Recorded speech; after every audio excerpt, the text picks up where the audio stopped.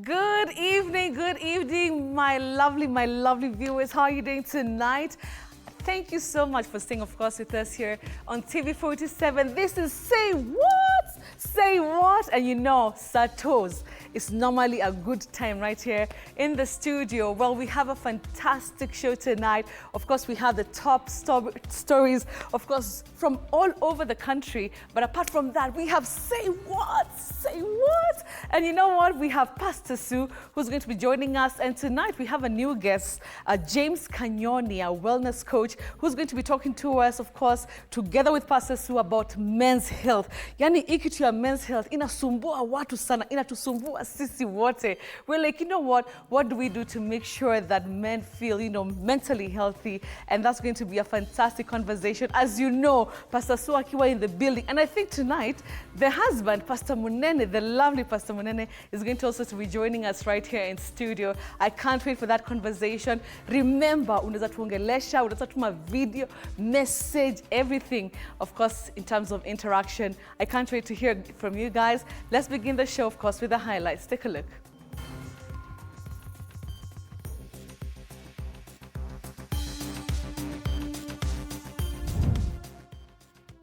With hours to the 48 investigation deadline asked for by IPOA, pleas for justice in the Albert Ojwang murder probe takes center stage from the family.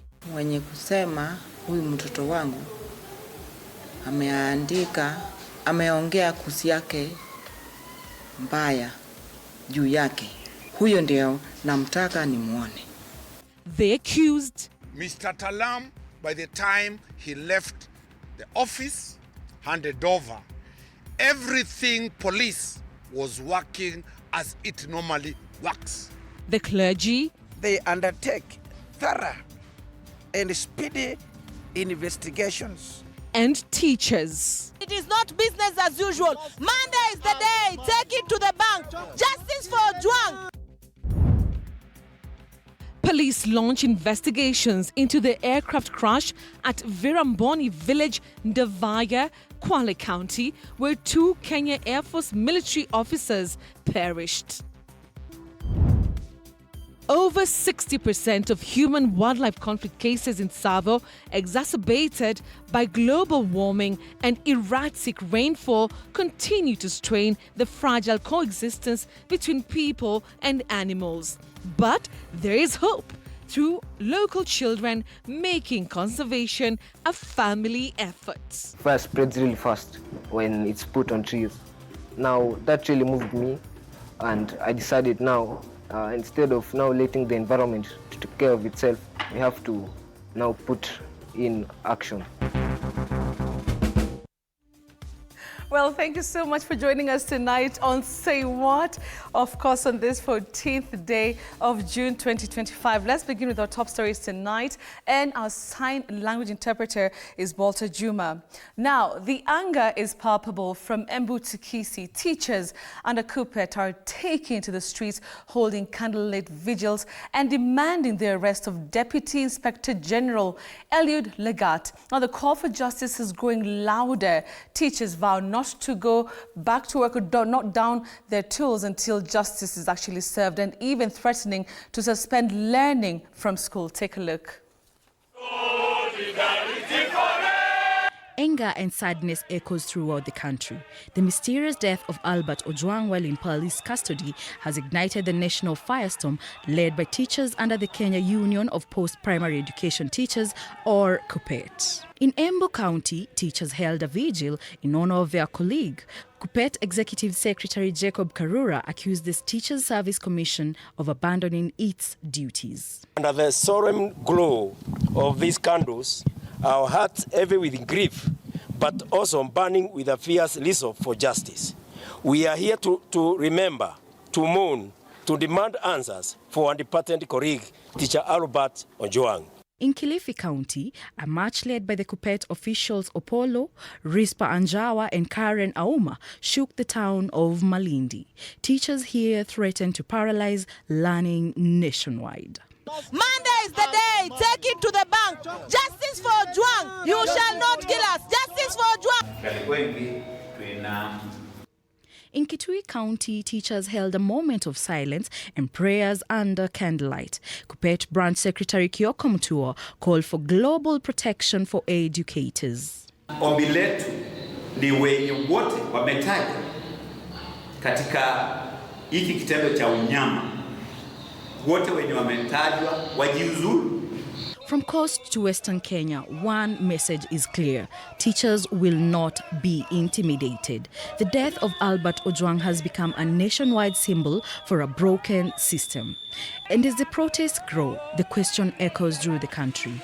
Who killed Albert Ojwang, and will justice prevail? For TV47, Faith Wangari. Right now, the murder of Albert Ojwang has left his family demanding for answers. But will they ever get them? As investigations continue, all eyes are now on the Independent Policing Oversight Authority, IPOA, an institution whose history of delayed, inconclusive investigations raises doubts about whether justice will be truly served with less than 48 hours left to submit their preliminary findings to the Director of Public Prosecutions. Well, concerns mount that critical gaps in the probe could lead to further delays or worse, allow key suspects to evade accountability. Now, Ojwang's family insists that every single person involved, including Deputy Inspector General Eliud Lagat, be arrested and held accountable. Samira Mohammed with the details. As investigations into the chilling murder of Albert Ojwang deepen, emotions ran high. A grieving family calling for justice.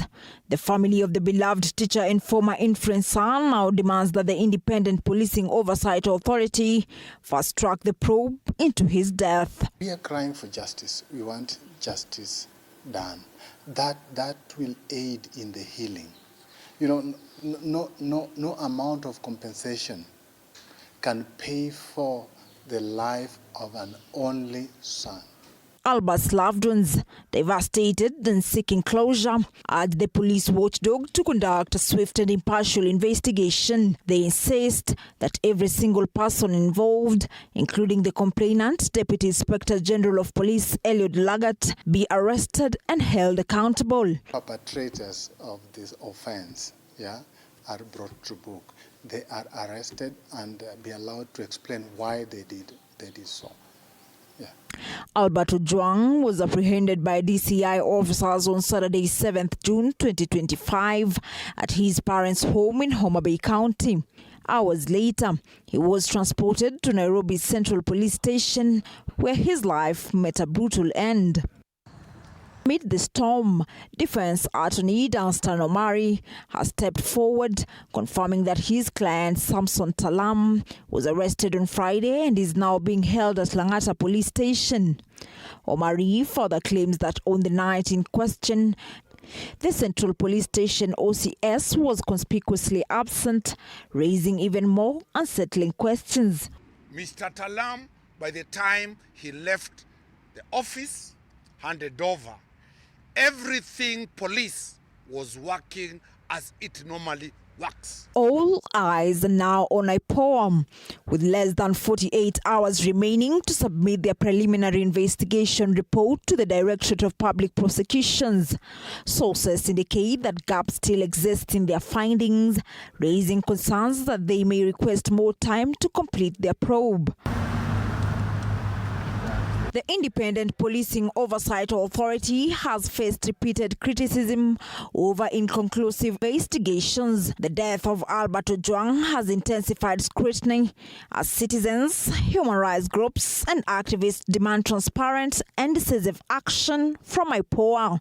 Samira Mohammed for TV47, Nairobi.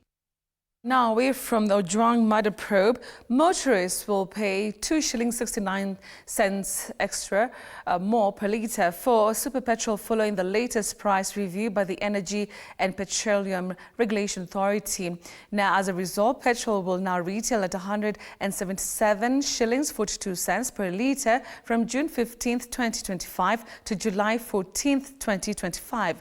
Now, meanwhile, the prices of diesel and kerosene have been reduced, with with diesel dropping by $1.95 per litre to 162 shillings 91 cents, and kerosene decreasing by 2 shillings and 6 cents per litre to 146 shillings to 0.93 seconds, according to EPRA. The changes follow fluctuations in imports costs.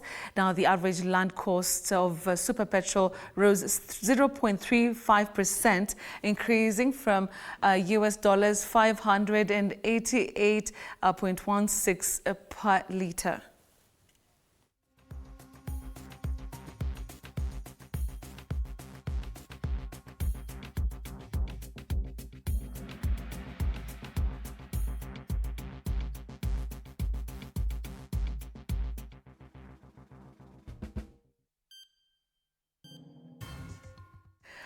All right, now moving on. In a bid to motivate and inspire the next generation, Murang'a High School alumni under their association MOBA have gathered to give back to their alma mater through a mentorship session for current students led by Professor Simon Gisharu, founder and chairman of Mount Kenya University. The alumni, many of whom are highly accomplished professionals, are sharing valuable insights to help students unlock their potential and follow in their footsteps. Now, among the major highlights of the event, Professor Gisharu has donated 1 million shillings to cover school fees for needy students, ensuring that financial constraints do not hinder bright young minds from achieving their dreams. Meanwhile, schools have been urged to embrace technology in learning, equipping students with modern skills to navigate an increasingly digital world.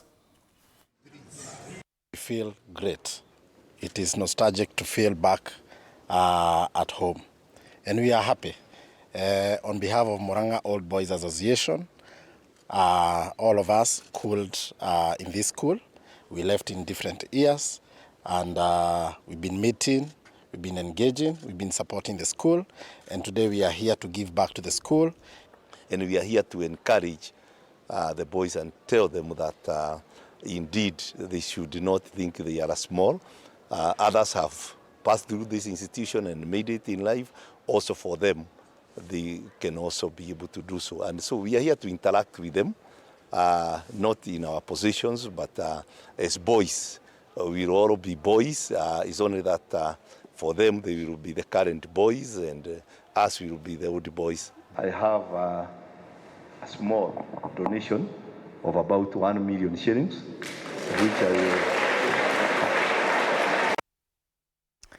All right, now over 60% of human-wildlife conflict cases occur in Tsavo, with 6 out of every 10 incidents putting strains on the already fragile coexistence between man and, of course, beast. Now, experts warn that this number is expected to rise as global warming disrupts rainfall patterns, further pushing the boundaries between the clashing sides in this semi-arid region. Now, despite these challenges, there is hope, and our reporter Hibakside traversed Tsavo and brings us this story. Take a look.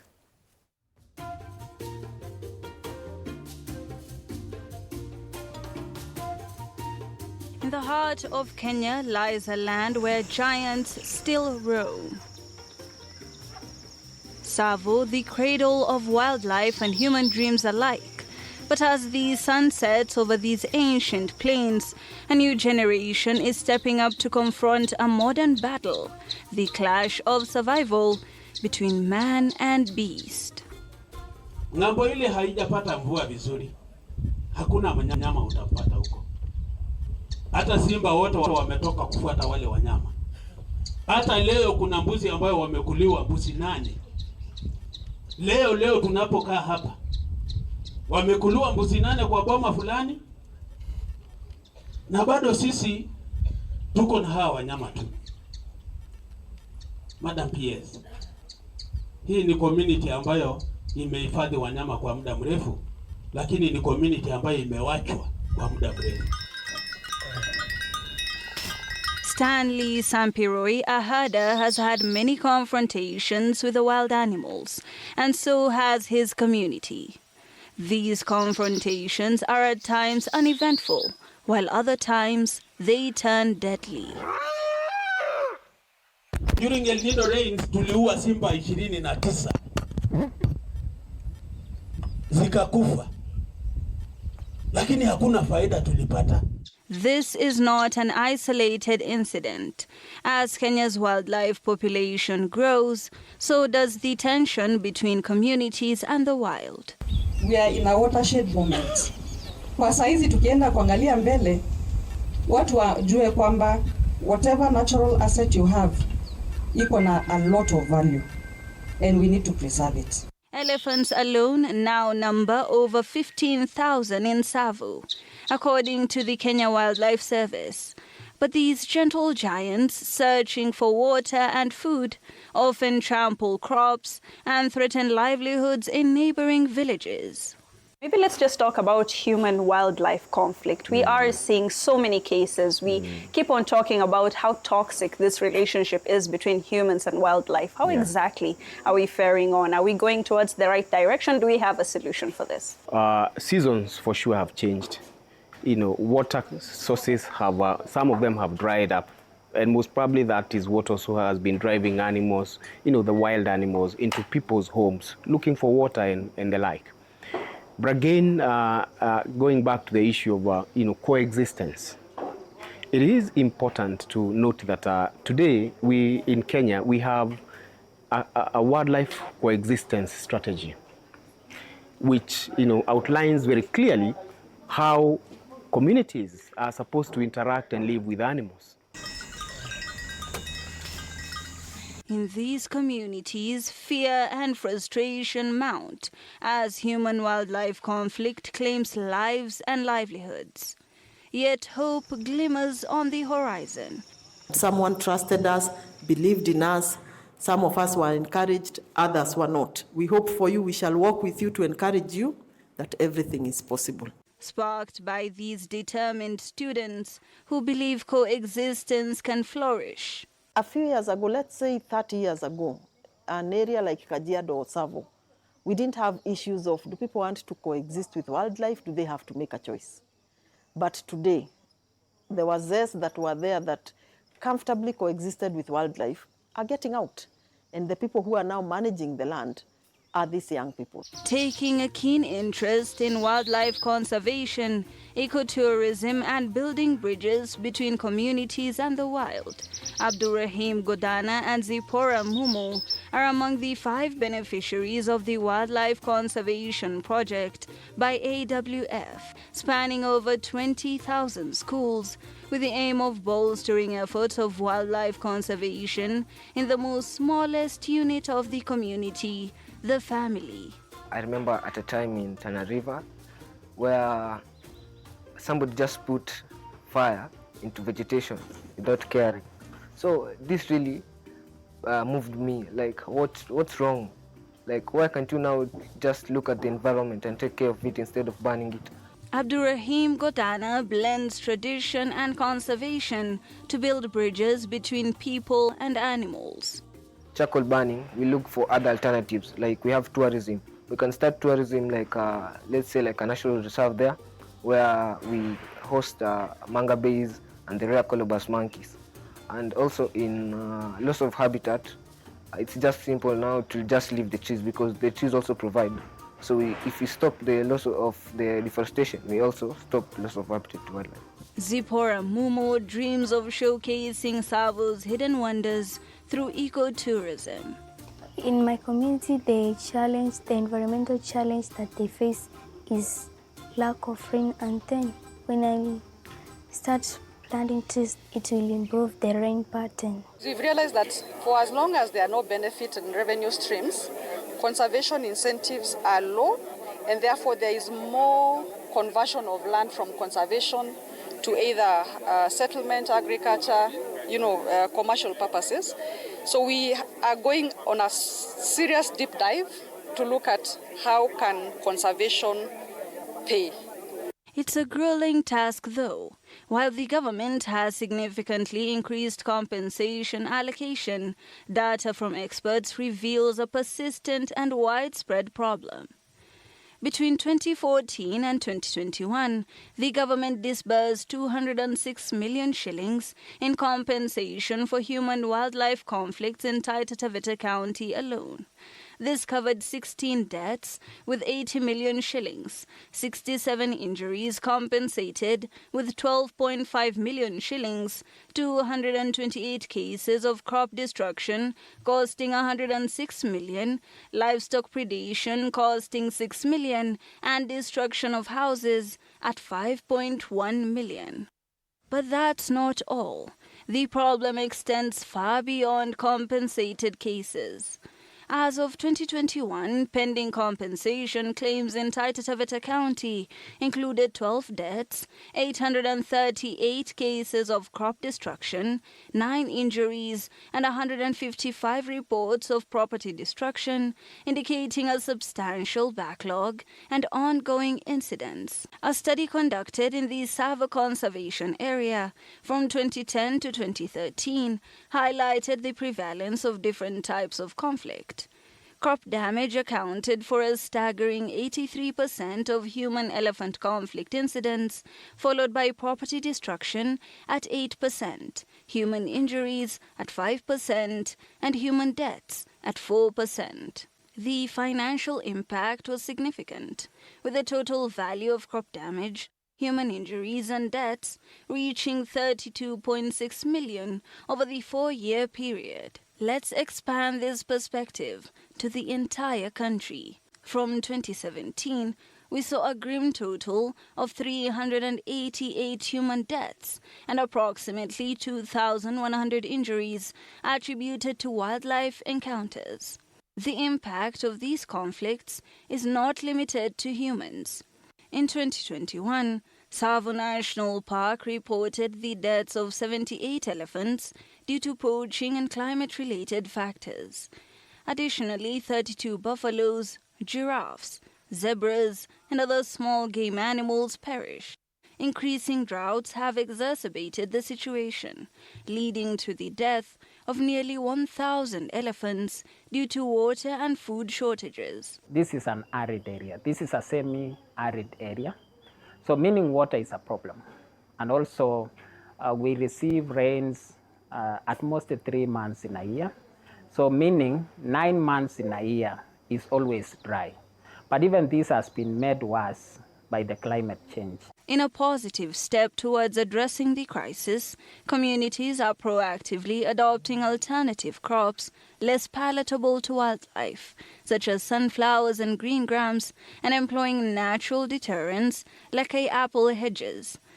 The government has also demonstrated a significant commitment by increasing compensation allocations for human-wildlife conflicts from 400 million in 2021 to a substantial 1.5 billion in 2023. And we will continue to do until we clear the backlog.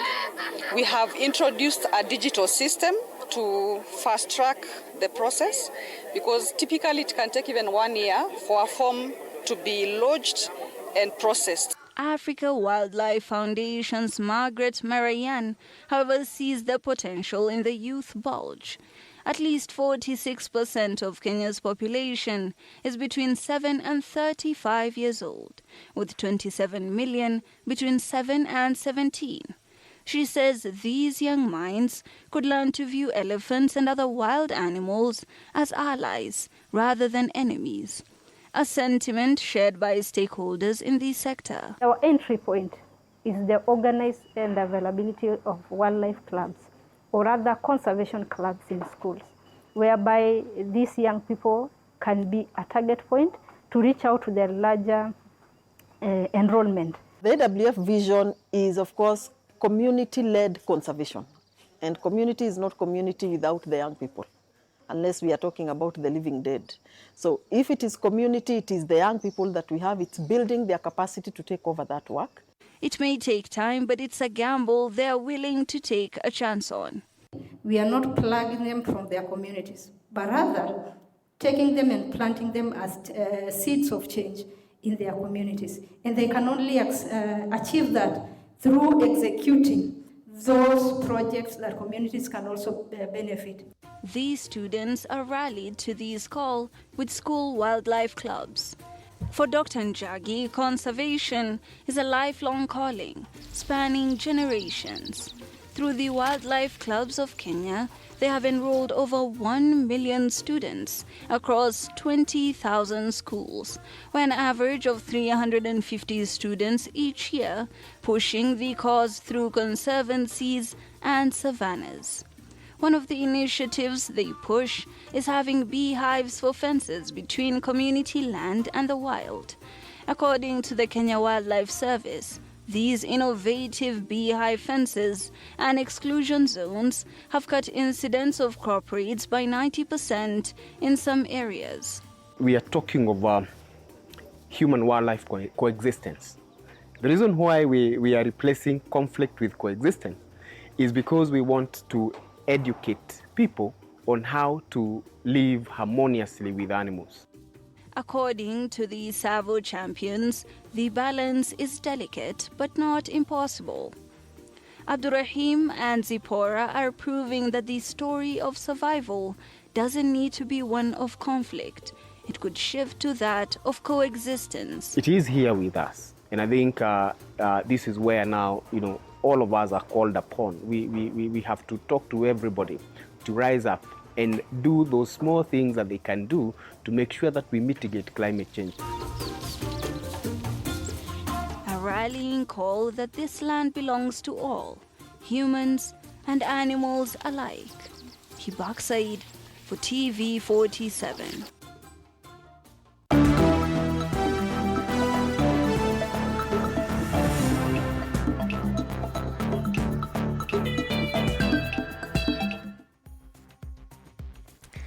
Thank you so much. Of course, that is such a fantastic story, Hibak. Thank you for that.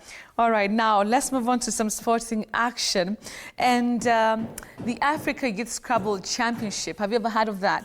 Trophy has arrived in Kenya, marking the first stop of its continental tour ahead of the tournament's second edition set for August 14th to 17th at Brighton International School in Syokimau, Machakos County. Now, the 2-kilogram trophy, which symbolizes youth excellence in Scrabble across Africa, landed at Jomo Kenyatta International Airport on Saturday before being taken to Utumishi Academy in Gilgil, where over 300 students from 39 schools are participating in national trials. Now, the 2025 edition is expected to draw 175 players from 11 countries, nearly double last year's turnout in Lagos. African Youth Scrabble Championship Trophy. It is for the best youth player on the continent. In 2023, when we started the African Youth Scrabble Championship, 29 years after our existence, that's the Pan-African Scrabble Association, we were able to put together the first ever African Youth Scrabble Championship. So to build the awareness behind the AYSC, we took this trophy around 14 countries in Africa in 2023. And it's been that case since then. This is the second edition, and it's out again, going all around Africa. It's just pretty much to bring publicity to the event, both in the schools, amongst the youth players on the continent, and also amongst the sports administrators. So when we visit countries like that, we see the Minister of Sports or people in the, people high up in the sports ministry, and then in the schools as well. All right, there's a lot of excitement. Obviously, Pastor Sue is in the building, and I'm seeing tonight, she's actually come with Pastor Moreno, so you can imagine fireworks. Okay, but before we get to that, let's finish up, of course, with the sporting action. And the Kenya women national team, Harambee Starlets, will be seeking redemption when they take on Burundi in their Sekafa Senior Women's Championships, opening match tomorrow, Sunday, at Azam Complex in Dar es Salaam, Tanzania. Now, Starlets are coming from a 5-1 heavy defeat to Morocco in their last friendly match played last week, and will be hoping to turn around their poor show into wins. The championship will feature 5 teams playing on a round-robin format. The tournament serves as a build-up to the 2026 Africa Women's Cup of Nations WAFCON final round qualifier against Gambia, and head coach Beldine Odemba is keen to build a stronger squad. Tuko well prepared kuface hizo game ziko game za Sekafa. Naweza sema I'm very proud of myself. Training imekuwa poa. Kila mtu amejipush na mimi na feel kila mtu ako ready because hii tizi tumekuwa nayo ya mwisho, kila mtu amejisukuma na feel tuko sawa na tuko ready for the tournament.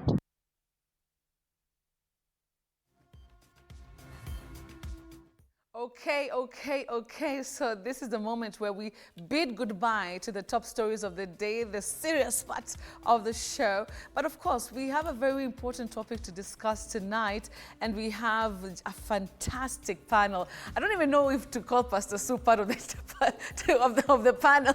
I think she's part of the squad. And tonight she's, of course, with Pastor Munene, and we have James Kinyoni, who's also joining us. He's a wellness coach. He has such a huge, a portfolio. I cannot even read it all. But let me tell you, we're in good hands. Tonight we're discussing men's mental health. It is Men's Mental Health Awareness Month.